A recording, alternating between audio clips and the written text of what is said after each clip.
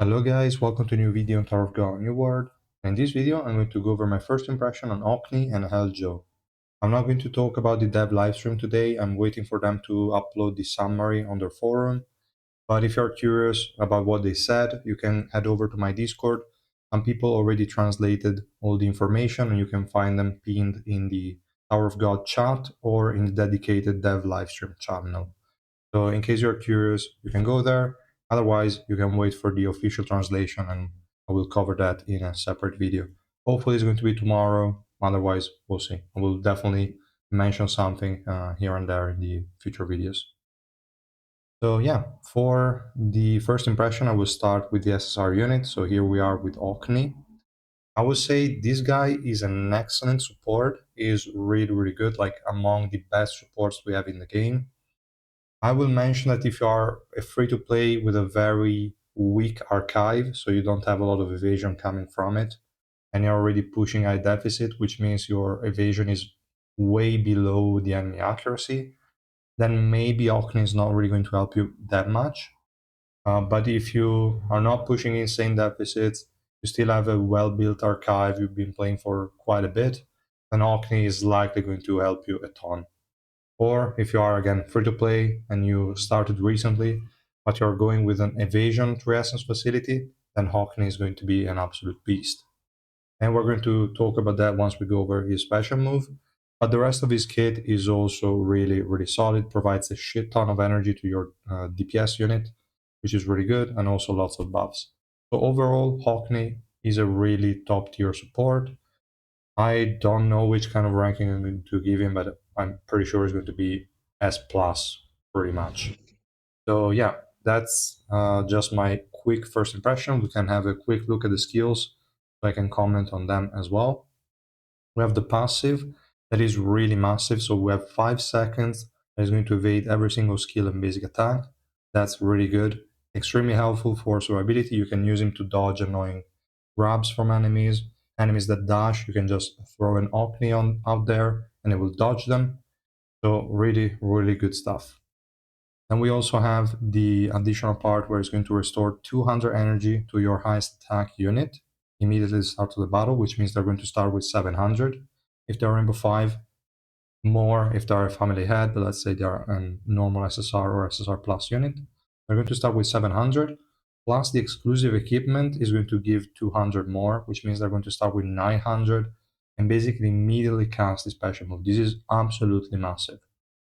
Then the additional 40% crit rate and crit damage for 10 seconds is just whatever. You can even imagine it's not there. It doesn't really matter. And it's not even going to last longer with anything. Like there is no revolution buff to this. There is no exclusive equipment buff to this duration. So it's like it's not even there, basically. Then we have the first active skill. This is really important if you have revolution, otherwise it's just okay. It's going to grant 200 energy to your highest attack unit again, so always the same targeting, really good, and provide a 60% attack increase. This is going to be improved by the exclusive equipment, I believe. We're going to read that in a second. And it's going to last for 10 seconds. Pretty good. I think it goes up to 15 with the exclusive equipment, but we're going to read that later. And if the ally that has this buff on is going to kill an enemy or participate in the elimination of an enemy, they are going to regen 300 energy immediately. This is really, really good for units that have high damaging special moves. It's really, really good. So I really like it. It's especially good with Dawn, but I'm sure will work with a variety of units. Really, really solid. Revolution makes it a lot stronger. It's going to decrease the cooldown of this skill by 15 seconds. I don't really know what the base cooldown of this thing is, and it's really hard to tell because swiftness is going to decrease the cooldown, and it's really difficult to pinpoint exactly how long the cooldown is. The base on most skills is 20 to 30 seconds. So even considering this one could be, I don't know, let's say 25 with all the, maybe it's 30 actually. With all the swiftness, maybe it could go down to like 24, then you decrease it by 15 and you have basically a 9 second cooldown or something like that. Should be around those numbers, I believe, but I haven't tried it out. I have no clue. It's just, again, merely speculation. But really good Revolution upgrade. Pretty solid. And I think it's the Revolution 5, if I'm not mistaken. So yeah, Rainbow 5 is going to be pretty massive on this unit. Then we have the other active skill is going to deal a bit of damage to 2 random enemies and lock them for 3 seconds. This is the only crowd control he has. And then it's going to decrease the defense by 40% for 8 seconds, max 2 stats, so up to 80%. But then he has, I think in the exclusive equipment, an additional 30% per stack. So that's going to be 140% defense decrease on a target, or, well, depends if you're hitting the same target with both attacks. So in a single target scenario, that would be up to 140, which is absolutely massive. Really, really good. Also boosting the single target damage when there is only one enemy left. So amazing ability as well. Now we have this special move, super simple but extremely effective. We have an increase by 50% evasion. Now this is 10% level 1, which means this guy is going to suck ass at just 0 dupes. He's going to be basically unplayable. 3 red is the minimum, but yeah, I mean, normally going for Rainbow 5 SSR is reasonable. We don't have so many insane SSR units that you say is a huge investment, though it's pretty standard. So definitely is one of those that you want to Rainbow 5. So really good 50% evasion for all allies for 10 seconds. 10 seconds is a long time, and it's going to chain it fairly easily. So he's going to be up most of the fight. Really, really insane ability. It's going to boost the survivability of the whole team. I tried to use him instead of a defensive option like Evan, and my team was surviving just fine. So it was really fun to see, really great unit. But for that, again, you need high base evasion, let's say. Because 50% is a huge number, but if you have like 600 evasion and the enemy has 1000 accuracy, then you're going to go up to 900 and the enemies are still going to hit you. So yeah, you have to see exactly how much evasion you have. But if you are close, then this guy is going to be massive. If you are far away from the enemy accuracy, then probably not useful. That's just unfortunate. But okay. Then we have the Revolution buff, and whenever an ally with the buff dodges an attack, is going to increase the attack and defense of that ally by 20% for 10 seconds, max 4 stacks, up to 80% attack and defense increase. It's not that big of an increase. It's a bit weak probably for a Revolution effect, but considering it's also increasing the defense, it's acceptable. I think it's just fine. Now, for the exclusive equipment, we will have a quick look at this one, and then we're going to move on to Heljo. And this one, as I just mentioned, we have the defense decrease by an additional 30% with the first 2 levels. Then we have the level 3 that is going to increase the energy provided to the ally at the start of the battle by 200. So from 200 to 400, pretty massive. And then we have level 4 that is going to give Hockney an additional 200 energy at the start of the battle, making him start with 700, which is really good. And also increase the buff duration of the side share attack buff, so the one that gets the cooldown decreased by 15 seconds by revolution, and is going to go from 10 to 15-second duration, and the max stacks are going to be increased to 2. So the 60% attack buff can be applied twice, and you will have a 120 attack increase. Really good. So overall, really nice buffing, really nice debuffing. Crowd control, not really that great. Survivability increase, really good. Situational, depending on your account, but on most scenarios, it will be really good. So this unit is absolutely a must-have, I think. It's really, really strong. Also, the design, absolutely amazing. Yeah, I think they really did a good job with this unit. And yeah, it was the one I was most worried about. Like, I cared for Hockney's kit more than Heljo's, and I'm quite happy with the result, so it's fine. Then in terms of ignition weapons, I would say going for Barry is the safest option. You want to get to this passion move. And yeah, Barry, I think synergizes really well to just avoid those random one shots they might receive. So yeah, I wouldn't run anything else. You could potentially think of running Effect Resistance Lot 4. I still haven't, but I was considering that, mainly because Effect Resistance can be obtained by the substats, and that's also the only substat that I normally recommend on SSR units. Pretty cheap, you can get 100 Effect Resistance from there. It's going to help you enough. But definitely, if you can get to 100% Magic Resistance without Slot 4, then you should probably go Effect Resistance. And I would say that's pretty much it for Hockney. If you have any questions, feel free to drop them down below. Now we go with the next one. So the SSR Plus unit for these update. And we have Helljo. Now Helljo, I will say it deals more damage than a white and looks like more damage than a machine as well. Overall is a pretty good unit. I'm a bit disappointed by the way they designed one of his active skills that should have been probably one of the most important part of his kits, and also the fact that he doesn't have sort of energy recovery blocks or anything like that. That's a bit disappointing. I mean, lore-wise, you should have blocked like Shinsu region or Shinsu utilization of enemies, so they should have done something about that. The special move doesn't have any form of crowd control, which is also a bit annoying from my point of view. It helps when dealing against an enemy like Urek, but they should have added something, at least a debuff or an HP recovery block instead of having it on an active skill that we're going to see how bad that one is. They should have added it to the special move. But I will say it is still overall a really good unit. Is not exceptional, is not, I would say it's not Hugo level. Like Hugo was definitely above Heljo in terms of usability and also damage, probably. I'm not 100% sure about the damage compartment because Heljo could really hit some high numbers. But in terms of survivability, utility, I think uh, Hugo is a step above Heljo. Also, I don't know if you're hearing bikes going every now and then. I don't know why they're so loud. But yeah, whatever. I don't know if it's happening, but if it is, no, there are just bikes going through the road and making some loud noises. But okay. So that being said, Heljo, I don't know if I would recommend pulling for this guy. If you skipped Yugo and you already have white built for your purple team, I think Heljo is not that necessary.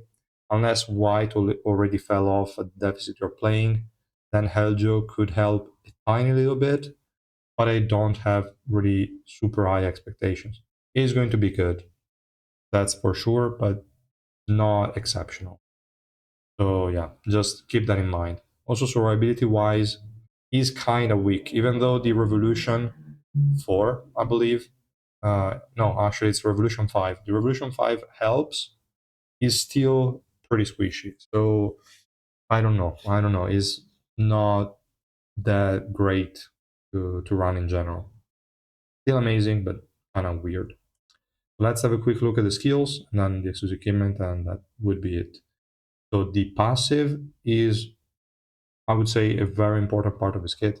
He has an 80% attack increase and 100%, 120% HP increase for every single purple ally you have in the team, which kind of restricts him to being played in purple, but at the same time, not necessarily. Like you can run him in like 4 purple, 1 off, maybe even 3 purple, 1 like 2 off. That could be okay, but definitely if you can give him more purple units, he's going to be happy about it. This buff, fortunately, cannot be removed with buff removal skills, so that's good. And whenever it damages an enemy, it's going to decrease their defense by 12%, and swiftness by 8, with a max stack of 5. This is pretty good. It's a 60% defense decrease and a 40 swiftness decrease. This is just going to be applied with every single skill, and he has multi-hits in the special move, so that's going to be really good to stack it up on multiple enemies at the same time. Overall, this debuff is nice. 60% is a bit low. Could have been like an 80% would have been better, but it is still acceptable, really good.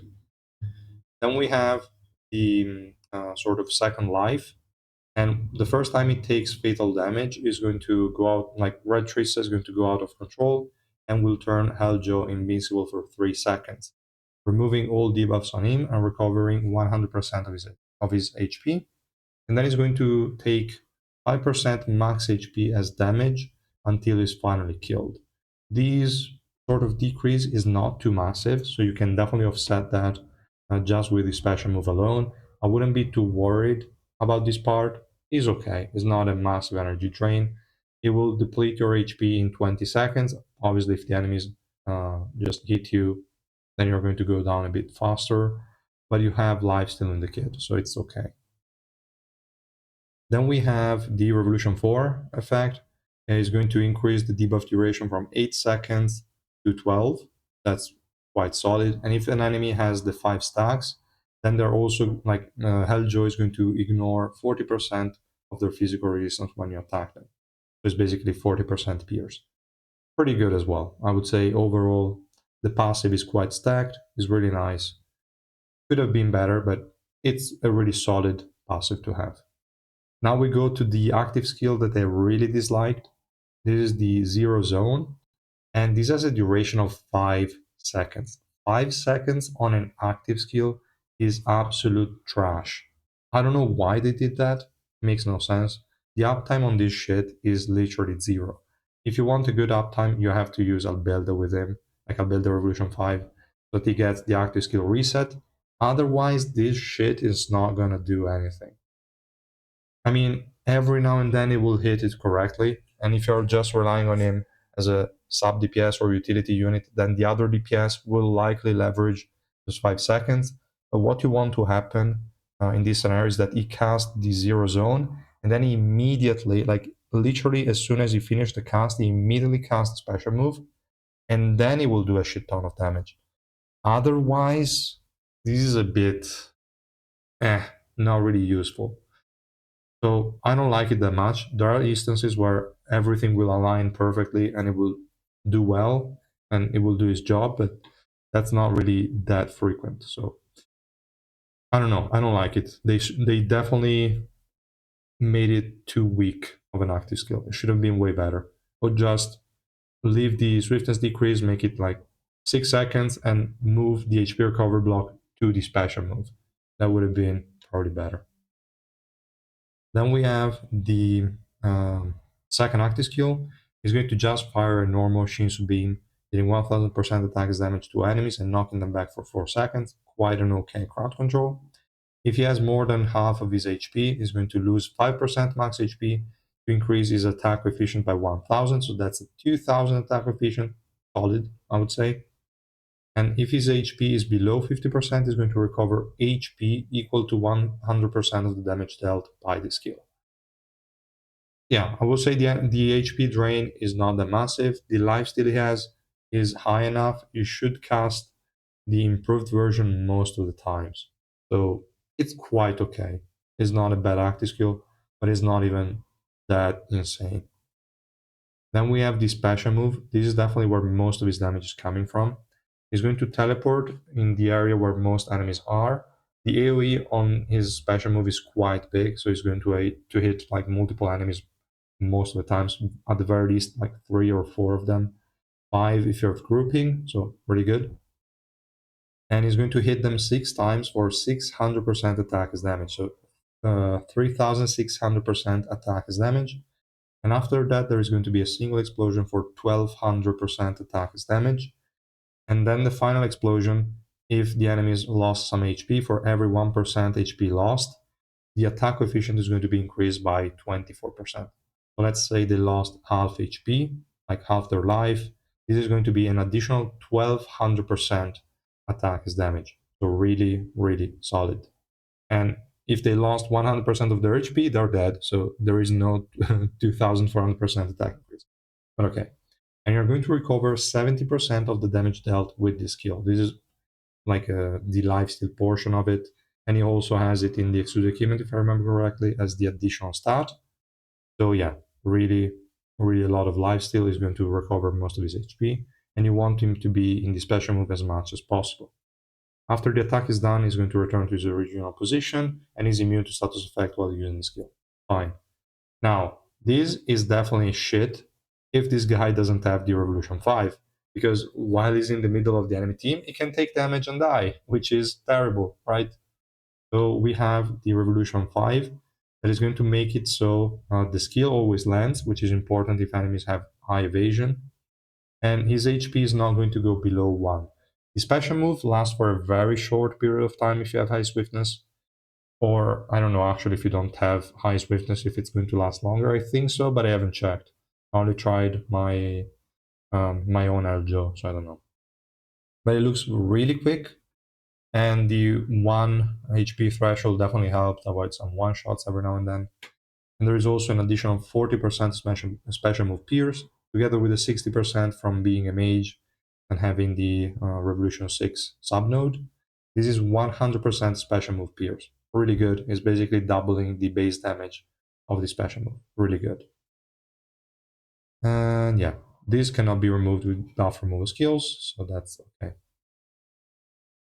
Overall, the kit looks very damage oriented. Durability would seem fine with the lifesteal and everything, but from my experience, is not that good. It is okay because purple has a lot of grouping, has other units that will draw the aggro and that will CC the enemies. So that will be okay because of that, not because of Heljo. I think Heljo will suffers quite a bit on his own. But I mean, it's not a single unit team. You have four more units, so you can easily overcome all of those weaknesses. In terms of the exclusive equipment, let's have a quick look. We have lifesteal. So as I mentioned, other than the innate sources of lifesteal that he also has the stat here in the exclusive equipment. Then if you look at what he actually does, we have a 500% attack coefficient increase of the weak beam. Okay, fine, it's 1500 plus 1000. Okay, but not insane. Then we have a 20% physical pierce on the weak beam. Again, it's fine, but nothing really too important. Then on level 3, we have the special move is enhanced, increasing the physical pierce by 20%. Fine, again, but again, really nothing too major.